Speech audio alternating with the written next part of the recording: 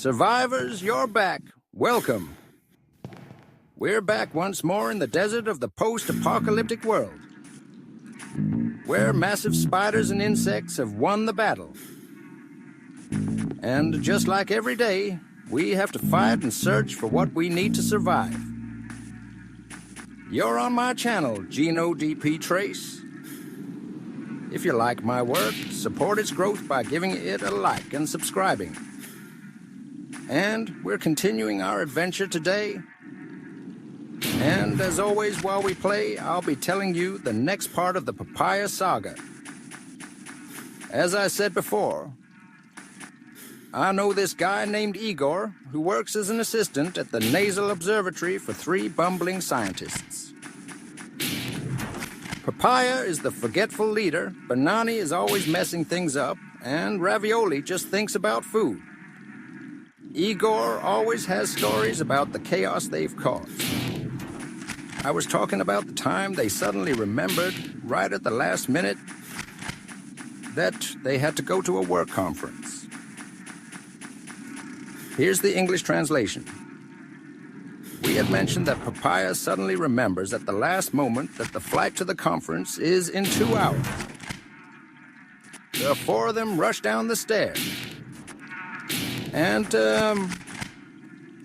I say rush in the most literal sense. After a failed attempt to get a taxi due to the numerous broken suitcases they're carrying, Papaya decides they'll take the bus. We left off when Papaya and the others, having arrived at the airport, are waiting in line for check-in. Maybe the troubles are over this time. But Igor has already foreseen the next problem. If even the taxi wasn't willing to take them, can you imagine an airline? In fact, the first thing the check-in assistant asks Papaya is how many suitcases they have. Naturally, as Igor points out, they didn't even know this themselves. So Papaya starts counting. 1, 2, 3. They should be 20, if I'm not mistaken, Papaya tells the assistant. Now, dear Igor, let's take a moment to reflect. Point 1. How can a Nobel Prize winner in mathematics like Papaya not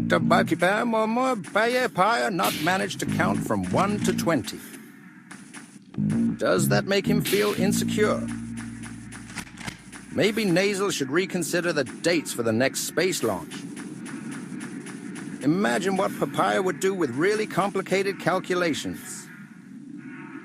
Anyway, point 2. What world do these 3 live in? Do they really expect to travel with 20 suitcases, or a number approximately close to that according to Papaya's calculations? There are 4 people. And, as Igor confirms to me, just as I expected, he was only carrying a backpack with a pair of underwear and a toothbrush. So, doing the math correctly, unlike Papaya, it would be 2 scientists with 6 suitcases and 1 with 7.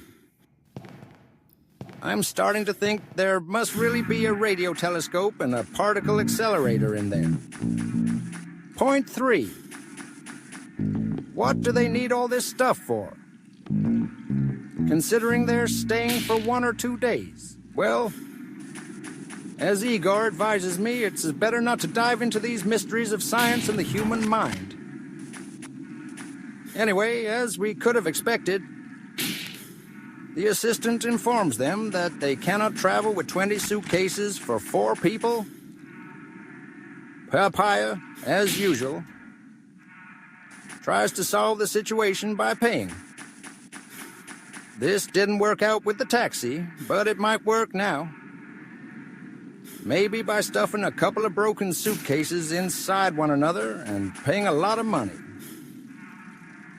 Let me see what I can do, says the assistant, who starts typing. And now, here's a little game for you.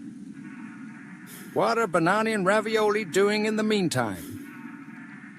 A, looking for a solution to the suitcase problem. B, worried because they won't be able to travel or might have to leave some suitcases behind. C, talking about Ravioli's book. I see you guessed it too. The answer is C. Of course, as if there's nothing more important to talk about, Benani and Ravioli are discussing the book.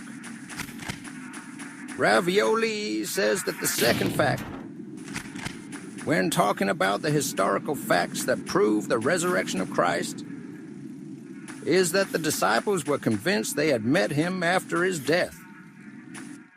To Benani, they were out of their minds. To Ravioli, what matters are the facts. Out of their minds or not, the disciples truly believed it. So much so that they preached it publicly, even at a high cost. Ravioli clarifies that, according to most critics, Paul's letters are authentic. And in them, Paul states that he met some of the disciples and confirms that they were preaching the resurrection. Benani is surprised. So we have a real eyewitness. Igor tells me that at that moment he thought, one day I'll write a book as an eyewitness. In fact, in the history of aviation, there has never been a more absurd trip than this one. The audience. Igor cracks me up every time with his stories. And those scientists, I'm speechless. If this story caught your interest, my friends, you can find countless more on SaveBlog. Just visit saveblog.com, like this game. You can download a free demo on itch.io and give it a try.